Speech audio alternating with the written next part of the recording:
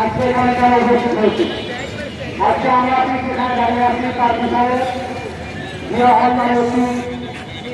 ছিল যেটা আমরা সকলেই জানি। আমরা আজকের এই মানববন্ধনে উপস্থিত হয়েছি যে আমরা বলতে চাই যে আমরা দেখেছি এই ঘরটি ভেঙে দেওয়া হয়েছে, কিন্তু এখন পর্যন্ত নির্মাণের কোনো উদ্যোগ করা হচ্ছে না। আমরা খুলনা শহরের মধ্যে একটি সুন্দর একটি এই জিয়া হলকে আমরা যাতে সুন্দরভাবে স্বল্প মূল্যে সকলে যাতে ব্যবহার করতে পারে তার ব্যবস্থা করার জন্য আমরা কর্তৃপক্ষকে বিশেষভাবে অনুরোধ করেছি এবং সকল আন্দোলনে ইসলামী আন্দোলন আমাদের ইসলাম একত্র ঘোষণা করছে। আশা করি ইনশাল্লাহ আমাদের দাবি অবিলম্বে আপনারা গ্রহণ করবেন বলে আমরা আশা করি। সকলকে ধন্যবাদ। ধন্যবাদ। এবার বক্তব্য রাখছেন আমাদের উন্নয়ন সংগ্রাম সমন্বয় কমিটির